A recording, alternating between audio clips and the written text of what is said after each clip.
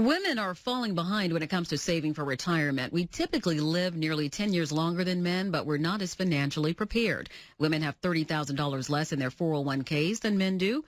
Martin Smith is president of WealthCare Financial Group in Bethesda. I asked him why women have less in retirement savings, even though they're saving a larger percentage of their paychecks than men. Women often have to leave work to raise children. They're more apt to take care of ailing parents or family members, and so I think one of the challenges that impacts women's ability to save as much as men towards retirement is just family issues, really. So that's what we find typically, and this is just from a new study that was released by CNN Money not that long ago. Okay, and of course, as women are taking time out to have children and take care of family, they're not earning anything. Also, I wanted to bring up, does the fact that women don't make as much money as men, does that play a part? It does. Men, according to this study, earned about 40% more than women. And then women on average work 12 fewer years than men do over the course of their careers, only because they take time off work, as I mentioned earlier, to raise children and take care of parents. So the fact that they earn less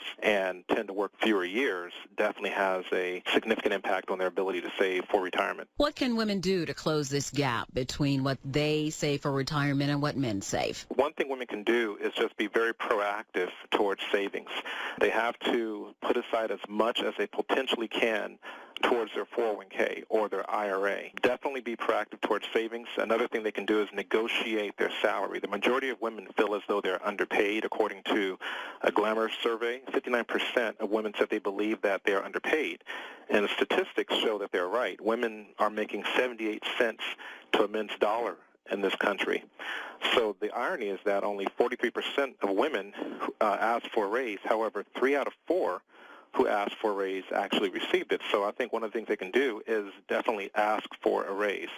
And then learn to say no. A bleeding heart, as we say, can be murder on a budget. And the woman will often fund her children's education before her own retirement or loan money to relatives that may never be repaid.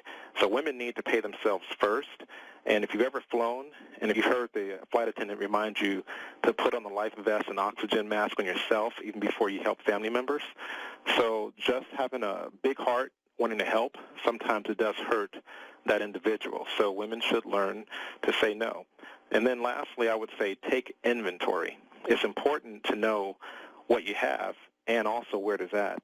So write down all of your account, joint account information, investments, bank accounts, savings accounts, and be certain to take inventory of all sources of current income. And then they should talk to their spouses.